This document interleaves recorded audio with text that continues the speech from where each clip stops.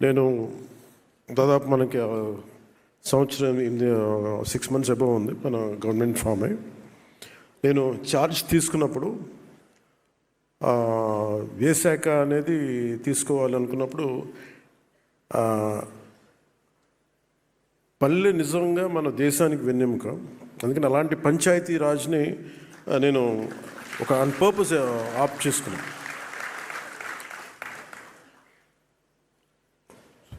Sasibhushan sir ఆ రోజున పిఎస్గా ఉన్నారు. లాస్ట్ గవర్నమెంట్లో కూడా కొన్ని మార్పులు చేర్పులు ఉంటాయి అని అనుకున్నప్పుడు నేను ప్రత్యేకించి శశిభూషణ్ గారిని కోరుకోవడం జరిగింది. మీరు ఉండాలి, దీంట్లో మీ అనుభవం కావాలి, మళ్ళీ మీరు ఇంకా నేను కొంత మీ గైడెన్స్ కావాలి నాకని మనస్ఫూర్తిగా నేను వారిని కోరటం జరిగింది. ఈ రోజున రిఫార్మ్స్ ఇంత సజావుగా సాగాయంటే ఆయన ఒక బీహార్ లాంటి రాష్ట్రం నుంచి వచ్చి ప్రజల కోసం ఏదైనా చెయ్యాలి అని ఒక తపనతో వచ్చిన అధికారి ఆయన ఒకప్పుడు. అదే స్పిరిట్ ఆయన ఇంకా కంటిన్యూ చేయాలి మీరు అని చెప్తే ప్రత్యేకించి ఈ రోజున ఇంత సజావుగా సాగడానికి మన ప్రిన్సిపల్ సెక్రటరీ గారికి మనస్ఫూర్తిగా మనందరం ధన్యవాదాలు తెలియజేయాలి. సో ఛార్జ్ తీసుకున్న తర్వాత నేను అనుకుంది ఇందాక మీరు అన్నట్టుగా పంచాయతీ సర్పంచ్ అయిపోగానే వెంటనే మాట వినరు, మర్చిపోతారని అంటా ఉన్నారు. మీరు దాన్ని బట్టి మీరు కంపేర్ చేస్తే ఒక ఎమ్మెల్యే అయినా ఒక మినిస్టర్ అయినా ఏ స్థాయిలో ఆలోచన ఉంటుందో మీ అందరికీ అర్థం చేసుకోవచ్చు. నాకు భయం వేసింది. ఏం తీసుకుంటే నిర్ణయాలు తీసుకోకపోతే తప్పు అవుద్ది, నిర్ణయం తీసుకుంటే తప్పు అవుద్ది. సరైన నిర్ణయాలు తీసుకోవాలి. సో దీనికి నేను పెట్టుకున్నది ఏంటంటే, ఒక ఫ్రాన్స్లో అనుకుంటే ఎప్పుడు 18th century ఎప్పుడు చాలామంది ఒక అంటే వ్యాపారస్తులు అందరూ కూర్చొని ఏం చేయాలి, వ్యాపారాలు ఎలా చేయాలి, ఎక్స్పోర్ట్ ఇంపోర్ట్ మీద మాట్లాడుకుంటూ ఉంటే ఆ స్థానికంగా ఉన్న అప్పటి ఫ్రెంచ్ ప్రభుత్వంతో ప్రతినిధి మన ఇండస్ట్రియల్ మినిస్టర్ కూడా వచ్చి నేను మీకు ఏం చేయాలి మీకు అన్నాడు. అని అడిగితే వాళ్ళు ఆ లాసఫే అని ఒక పదం వాడారు. దాని అర్థం ఏంటంటే, నువ్వేం చేయొద్దు, మమ్మల్ని చెడగొట్టుకుని ఉండే చాలు, నీ పని నువ్వు అసలు మా పని మేము చేసుకుని మమ్మల్ని చెడగొట్టుకుని ఉండే చాలు. సో నేను ఈరోజు చేసింది, నేనేదో మంత్రిగా ప్రమాణ స్వీకారం చేసి డిప్యూటీ సీఎం ప్రమాణ స్వీకారం చేసి నేను నా సొంత తెలివితేటలు నేనేం వాళ్ళ చాలా బలమైన నిబద్ధతతో కూడిన అధికారులు ఉన్నారు. చాలా అసలు రిఫార్మ్స్ కావాలి అని చెప్పి ఆకాంక్షించే వెంకటకృష్ణ గారు లాంటి అధికారులు ఉన్నారు. దీనిని ఆయన అనుభవంతో గైడెన్స్ చేసే ప్రిన్సిపల్ సెక్రటరీ గారు ఉన్నారు, శశిభూషణ్ గారు. దీనిని ప్రాక్టికల్గా కేరళ నుంచి వచ్చి అక్కడ మన పంచాయతీరాజ్ వ్యవస్థ ఎంత బలంగా వీళ్ళు అనుకున్నదో మనకు తెలుసు. ఆ అనుభవం ఇక్కడ మన కృష్ణతేజ గారి ద్వారా, కమిషనర్ గారి ద్వారా రావడం. సో నేను జనరల్గా ఏం చెప్తారంటే, నేను వచ్చినప్పుడు గతంలో ఎలా ఉండేదని అడిగాను, చాలా రివ్యూస్ చేస్తే వాళ్ళు ఏం చెప్పేవాళ్ళు అంటే, ప్రతి దాంట్లో ట్రాన్స్పరెన్సీ లేదని. ఒకటి రాగానే ఇందాక మీరు అడిగినట్టుగా మనకి ఈ టెంపరీగా కూర్చొని అవుట్సోర్సింగ్ ఎంప్లాయీస్ నా దృష్టికి వచ్చింది, మాకు జీతాలు రావట్లేదని. సో ముందు ప్రిన్సిపల్ సెక్రటరీ గారితో మాట్లాడి ఫస్ట్ దాన్ని సార్ట్అవుట్ చేసి, అలాగే మన బాలు నాయక్ గారితో కూర్చోబెట్టి మన ఇంజనీరింగ్ సిబ్బందితో ఇట్లాంటివన్నీ చిన్న చిన్న కరెక్షన్స్ చేసుకుంటే కానీ లాట్ ఆఫ్ రివ్యూస్ చేసుకుంటే వెళ్ళాం. సో మేజర్గా అంటే మా ఉద్దేశం, దీని ముఖ్య ఉద్దేశం ఏంటి అంటే, ఒకటి నేను ప్రభుత్వ అధికారులు మన ఉద్యోగం గురించి నేను ఎందుకు ఆలోచించగలిగినంత బలంగా అంటే, నా తండ్రి ఒక ప్రభుత్వ ఉద్యోగి. అంటే నా కృతజ్ఞత ఏముంటుందంటే, మేము చదువుకున్నా, మేము పెరిగినా నా తండ్రి ఆదాయం మీద మేము పెరిగాం. సో మాకు ఒక పే బ్యాక్ లాగా ఉంటుంది తిరిగి ఇవ్వడం. సో నేను ఎలా ఇవ్వగలను తిరిగి? ఒకటి మనం సమాజానికి చేసేది, ప్రజలకు చేసేదితో పాటు ఈ ఆంధ్రప్రదేశ్ రాష్ట్ర ప్రభుత్వ ఉద్యోగులకి నాకు సంబంధించిన శాఖ వరకు నేను ఏదైనా చేయగలను అనేది ఇప్పుడు ఒకటి ఉండేది. సో దాంట్లో వెంకటకృష్ణ గారితో మాట్లాడినా, మన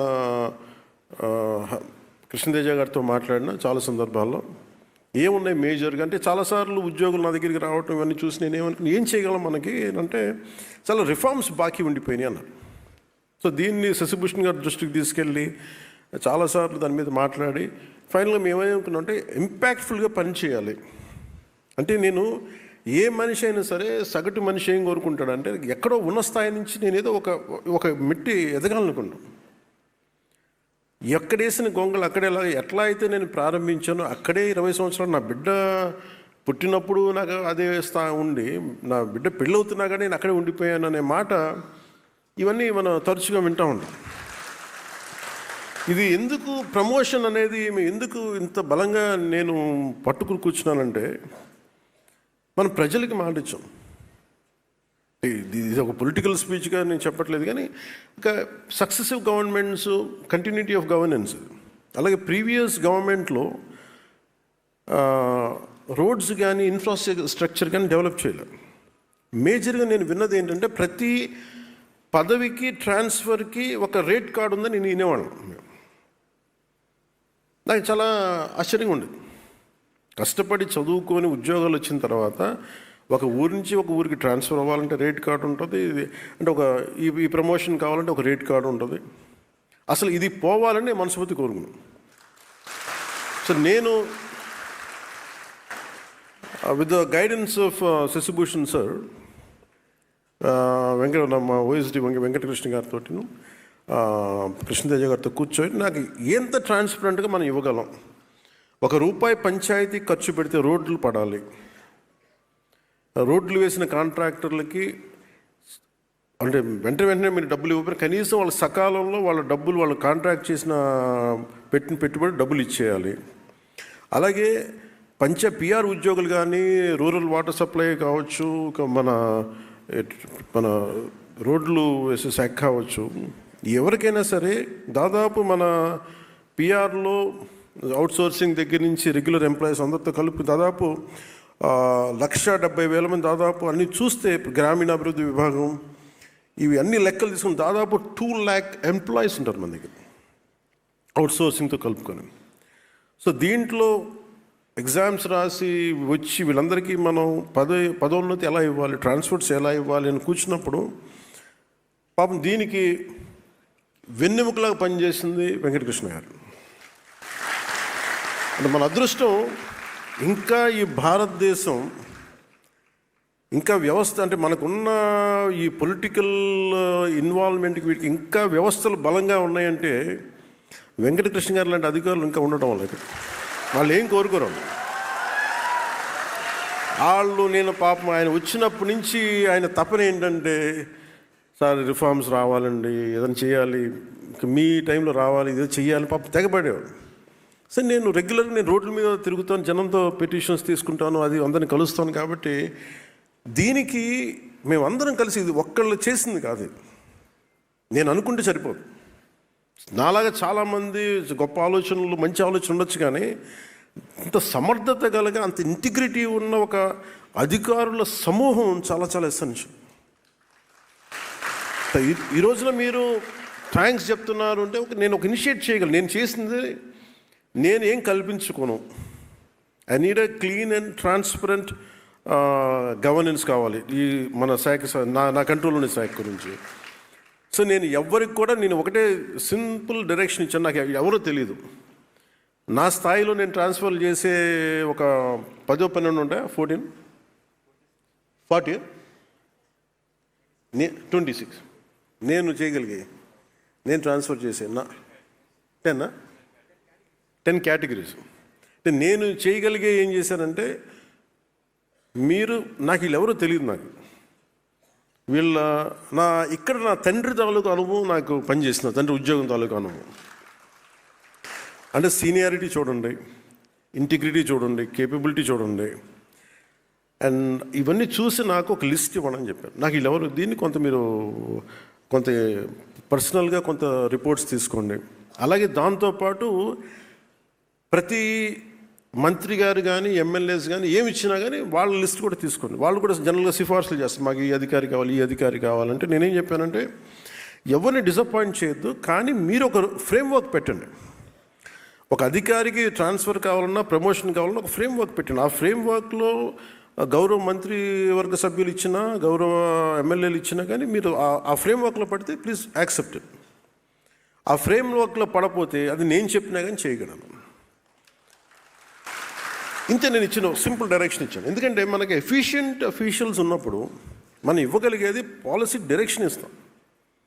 సో సమర్థవంతంగా చేసి ఈ రోజున మనం సాధించింది ఏంటి అంటే, ముందు 10,000 మంది పైచిలుకు, దాదాపు ఇంకొక 3-4 వస్తాయి మన ప్రమోషన్స్లో. ఇది ఉమ్మడి ఆంధ్రప్రదేశ్లో కూడా జరగలేదు. ఈరోజుకి నాకు మన మన తెలంగాణలో జరిగిందో లేదు కూడా నాకు ఇంకా తెలియదు. ఐ థింక్ ఇది ఇంకా ఇలాంటి రిఫార్మ్స్ ఇంకా అక్కడ ఇంత పదోన్నతులు ఇంకా అక్కడ జరిగినట్లేదు. అంటే ఇది ఒక ప్రెసిడెంట్ అయింది మన ఆంధ్రప్రదేశ్కి. సో నేను మీ బాగోగులు కోరుకునే వ్యక్తి, మీరు బాగుండాలి.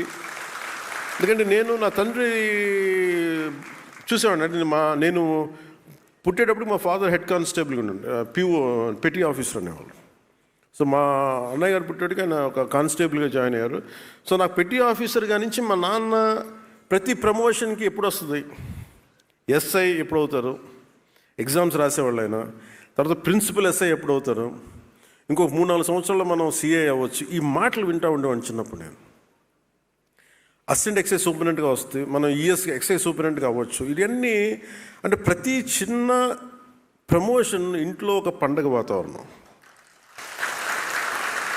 అలాగే ఇందాక మేడం మీరు మాట్లాడుతూ ఇంకా రాదులే అని కూర్చున్నప్పటికీ కుర్చీ ఉండి ఏమంటే ప్రమోషన్ ఇచ్చిన తర్వాత దానికి తగ్గ కుర్చీ లేకపోవడం, ఒక టేబుల్ లేకపోవడం కూడా బాధగా అనిపిస్తుంది. సో ఇవన్నీ కూడా మేము ఈ 10,000 చేయగలిగామంటే దీని వెనక ముఖ్య ఉద్దేశం, మేము ఎంత మనస్ఫూర్తిగా ట్రాన్స్పరెంట్గా మేము నిలబడ్డాము. ఈ వేదిక పైన ఉన్న ఆశీనులైన అందరూ అధికారులు, శశిభూషణ్ గారితో దగ్గర నుంచి, మీరు ఇదే స్ఫూర్తితోటి గ్రామాల్లో అదే మీరు తీసుకెళ్ళాలని మేము కోరుకుంటున్నాను. మేము ఇన్ రిటర్న్ మేము ఏం కోరుకుంటాం అంటే, ఇప్పుడు అలాగే మీరు కొంత జీతాలు కొంచెం సరిపోవట్లేదు ఇవన్నీ అంటే, ఫస్ట్ మన సంపదని ఉత్పత్తి చేసిన తర్వాతే, సంపదని పెంచిన తర్వాత మనం ఏదైనా అడగలం. ప్రతి ఒక్కరు ఇప్పుడు ఏం చేశారు, కొన్నిసార్లు ఆర్థిక పరిస్థితి కూడా ఎట్లా అయిపోయిందంటే, మనం పని చేయకుండా, ఏ అభివృద్ధి చూపించకుండా, ఇన్ఫ్రాస్ట్రక్చర్ డెవలప్ చేయకుండా, ఇన్ఫ్రాస్ట్రక్చర్కి అసలు డబ్బులు పెట్టకుండా ఎలాగ మనకి సంపద పెరుగుద్ది? అలాగే మీరు చెప్పినట్టు కొంత పొలిటికల్ వ్యవస్థ కొంత మారాలి, అకౌంటబుల్ వ్యవస్థ ఉండాలి. సో వీటన్నిటి మీద కూర్చొని చాలా ఎక్సర్సైజ్ చేసిన తర్వాత ఇవన్నీ జరిగినాయి. సో నా కోరిక, నా విజ్ఞాపన, నా విన్నపం, మేము ఏదైతే సదుద్దేశంతో చేసామో దాన్ని మీరు ప్రజలకి చేరువయ్యేలాగా మీరు ఆ సేవలు అందించేలా చేయమని మనస్ఫూర్తిగా కోరుకున్నాం. సో ఈ పంచాయతీరాజ్ వ్యవస్థని బలోపేతం చేయడంలో మీ పాత్ర చాలా కీలకం.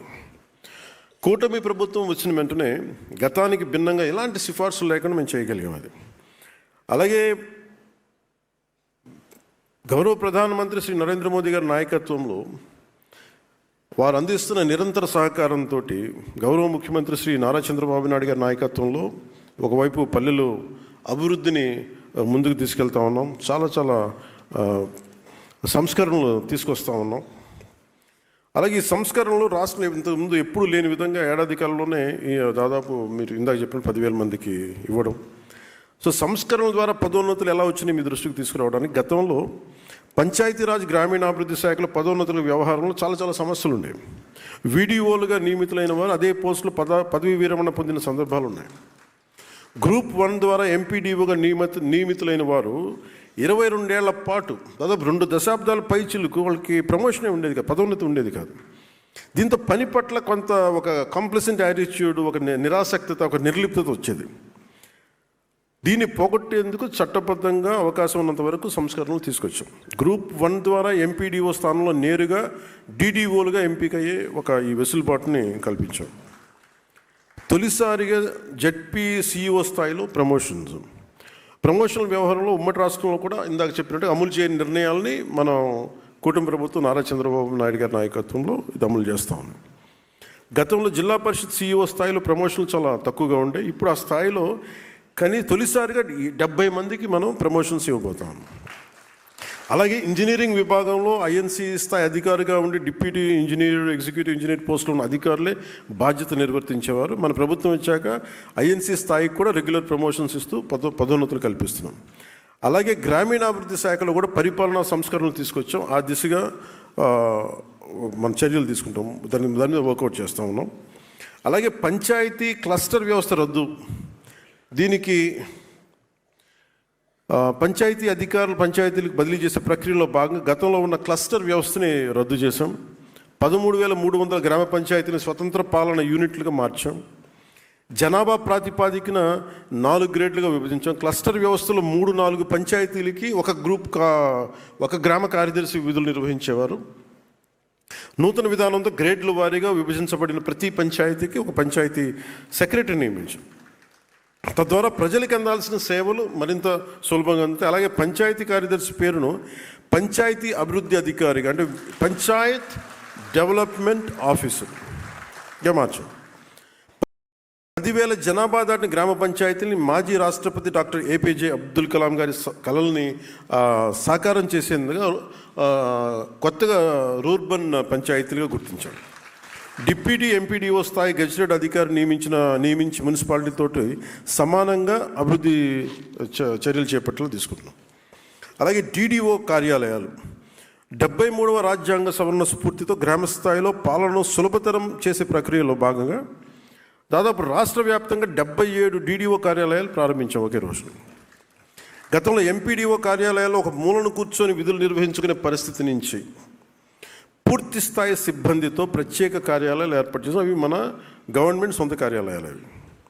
ఈ కార్యాలయాల్లో ఆర్డీఓ స్థాయి అధికారి నియమించి పంచాయతీరాజ్ మరియు గ్రామీణాభివృద్ధి శాఖలోని అన్ని విభాగాల డివిజనల్ అధికారులు అయిన డీడీఓలు, డిఎల్పిఓలు, ఏపీడీ డ్వామా మరియు ఇతర అధికారులు ఈ కార్యాలయం నుంచే ఒకటే చోట సేవలు అందిస్తారు. పౌర సేవలు మరింత విస్తృతంగా ప్రజలకు చేరువయ్యేందువరకు ఈ మార్గం సహాయపడుతుంది. అలాగే ఉద్యోగుల భద్రత, హక్కుల పరిరక్షణ, ఇది నాకు చాలా కీలకం. ఇది నా పర్సనల్, ఇది రూల్. కానీ దీన్ని మనకి ఒక చిన్నపాటి ఉద్యోగికి ఇబ్బంది వస్తే మాకెందుకులే అని చెప్పి వదిలేస్తాను. నేను వచ్చినప్పుడు వెరీ క్లియర్ కట్ ఇన్స్ట్రక్షన్ ఏమి ఇచ్చానంటే మన ఉన్నతాధికారులకి అందరికీ కూడా, ముఖ్యంగా మహిళలకి ఇబ్బంది లేకుండా చూడండి. ఎలాంటి వేధింపులు ఉన్నా కానీ చాలా బలమైన చర్యలు తీసుకోండి. అది ఎట్టి పరిస్థితుల్లో there is one uncompromising approach this government is intended to take it forward. 2, ఎవరి మీదైనా సరే ఎనీ పొలిటికల్ కావచ్చు, మిగతా వాళ్ళు కావచ్చు, వారి మీద దాడి జరిగితే మటుకు మీరు స్పేర్ చేసేది లేదని చాలా క్లియర్ కట్గా చెప్పాం. ఉద్యోగుల భద్రత, వారి హక్కుల పరిరక్షణ బాధ్యతని భుజస్కంధాలపైకి మేము చాలా బలంగా ఎత్తుకున్నాం. ఉదాహరణకి ఉమ్మడి కడప జిల్లా గాలివీడు ఎంపీడీఓ శ్రీ ఆల్ఫ్రెడ్ జవహర్ బాబు గారి మీద ఒక పార్టీ నాయకులు దాడి చేసాం. స్వయంగా వెళ్ళి నేనే అండగా నిలిచాం. ఇది ఎందుకు చేశామంటే, ఇది మా మినిస్ట్రీ కింద ఉన్నప్పుడు, సంబంధిత శాఖ మంత్రిగా ఉన్నప్పుడు మా పర్యవేక్షణలో ఉన్న అధికారి మీద మీరు పల్లెత్తు ఒక మాట అన్నా కానీ we will take it very seriously. We will not gonna spare anybody. అలాగే నిర్వహణలో ఉన్న ఉద్యోగులకు ఎలాంటి ఇబ్బందులు వచ్చినా తోడుగా ఉంటామని ఈ సందర్భంగా మరోమారు మీ అందరికీ మాటిస్తున్నాం. అలాగే దీంతోపాటు పంచాయతీరాజ్ మరియు గ్రామీణాభివృద్ధి శాఖలో తొలిసారి అంతర్గత బదిలీలను అత్యంత పారదర్శకతో నిష్పక్షపాతంగా పూర్తి చేసాం. ఒక రాడికల్ ట్రాన్స్పరెన్సీ ఎందాకంది ట్రాన్స్ఫర్మేషన్. అలాగే ఉద్యోగుల శిక్షణలో ఇది మన నెంబర్ 1 స్థానానికి మనం చేరగలం. సో ఉద్యోగులకు ప్రమోషన్ ఇవ్వడమే కాదు, వారికి శక్తి సామర్థ్యాలు, కెపాసిటీ బిల్డింగ్ పెంచాల్సిన అవసరం ఉందని నా చెవుల్లో ఒక ఇల్లు కట్టుకొని మరి ఓఎస్డీ గారు, మన వెంకటకృష్ణ గారు చెప్పారు. సో కెపాసిటీ బిల్డింగ్ చేయాలి కంట్రీ. అసలు ఆయనకి ఒక ఎంత ప్యాషనేట్ అంటే ఒక పంచాయతీరాజ్ వ్యవస్థని ఇంత బలోపేతం చేయాలని. I'm fortunate to have Venkatakrishna గారు లాంటి ఓఎస్డీ. ఆ కెపాసిటీ బిల్డింగ్ ఆయన పడ్డ తపన. అలాగే జిల్లా స్థాయి అధికారులతో 500 మందికి ఐఐఎం విశాఖ లాంటి ప్రతిష్టాత్మక ఇన్స్టిట్యూషన్స్లో శిక్షణ ఇచ్చాం. అలాగే భవిష్యత్తులో ఇలాంటి కార్యక్రమాలను కొనసాగిస్తూ సిబ్బందికి మెరుగైన సేవలు అందించే విధంగా చర్యలు తీసుకుంటా ఉన్నాం. అలాగే రాష్ట్రీయ గ్రామ్ స్వరాజ్ అభియాన్ కార్యక్రమంలో Andhra Pradesh state institute of rural development ద్వారా 2,67,503 మంది ఉద్యోగులు మరియు స్థానిక సంస్థల ప్రతినిధులకు కెపాసిటీ బిల్డింగ్లో శిక్షణ ఇచ్చి గతంలో దేశంలో 24వ స్థానంలో ఉన్న ఆంధ్రప్రదేశ్ని ఈ రోజున ఆంధ్రప్రదేశ్ నారా చంద్రబాబు నాయుడు గారి నాయకత్వంలోని కూటమి ప్రభుత్వం మొదటి స్థానంలోకి తీసుకొచ్చింది. అలాగే మొట్టమొదటిసారి మనం ఆర్డబ్ల్యూఎస్ ఇంజనీర్స్కి, డిప్యూటీ ఎంపీడీఓలకి విలేజ్ వాటర్ సెక్యూరిటీ ప్లాన్ మీద చాలా సంపూర్ణమైన ఒక సమగ్రమైన శిక్షణ ఇచ్చాం. అలాగే ఈ విధంగా పంచాయతీరాజ్, గ్రామీణాభివృద్ధి, పంచాయతీరాజ్ ఇంజనీరింగ్ విభాగం, గ్రామీణ తాగునీటి సరఫరా తదితర విభాగాల్లో ఎన్నో సంస్కరణలు తీసుకొచ్చాం. కొన్ని భవిష్యత్తులో ఉద్యోగులకి ఉపయోగపడే విధంగా మరెన్నో ఇప్పుడు మేము తీసుకొచ్చిన ఈ సంస్కరణలు ఇది బిగినింగ్ మటుకి మీరు చెప్పిన ప్రతి పాయింట్ పరిగణలో తీసుకున్నాం. అలాగే చట్టబద్ధంగా మీకోసం చేయగలిగినవన్నీ మేము చేస్తాం. నేను ఖచ్చితంగా నేను మీకు మాట ఇస్తున్నాను. పంచాయతీరాజ్ వ్యవస్థలో ఉన్న ప్రతి ఉద్యోగి నాకు ఒక కుటుంబంలో పనిచేయాలి. అన్ని విభాగాలు ఒకటే, అది మనం అందరూ కలిసి ఒక వ్యవస్థగా పనిచేయాలి. అయితే ప్రజలకు సేవలు అందించే ప్రక్రియలో మీరు మీ వంతు నేను ఒకటే కోరుకుంటూ నిష్పక్షపాతంగా, పారదర్శకంగా వ్యవహరించమని మనస్ఫూర్తిగా కోరుకుంటా ఉన్నాం. సమస్యతో కార్యాలయానికి వచ్చేవారు పరిష్కార మార్గం దొరికింది అన్న ఆనందంతో బయటకు మీరు ఒక చిన్న ప్రమోషన్ వస్తే మీరు ఎంత ఆనందం చూపించారో వచ్చే ఒక పౌరుడికి, సగటు మనిషికి మీరు ఆ ఆనందాన్ని తిరిగి పంచమని నేను కోరుకుంటాను. Pay back.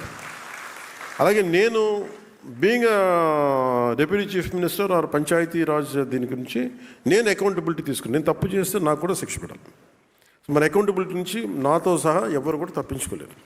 సో దీన్ని మనం మనస్ఫూర్తిగా ముందుకు తీసుకెళ్లాలని నేను మీ అందరికీ కోరుకుంటూ, అలాగే పంచాయతీరాజ్ ఇంజనీరింగ్ డిపార్ట్మెంట్లో అవుట్సోర్సింగ్లో పనిచేస్తున్న 600 మందికి పైగా ఉన్న సిబ్బంది జీతాలు ఒక సంవత్సరం నుంచి పెండింగ్లో ఉన్నాయి. నా దృష్టికి వచ్చింది. వెంటనే వారి జీతాలను శాంక్షన్ చేసి వారి అకౌంట్లోకి జమ చేయాలని కమిషనర్ గారిని నేను కోరుకుంటా ఉన్నాను.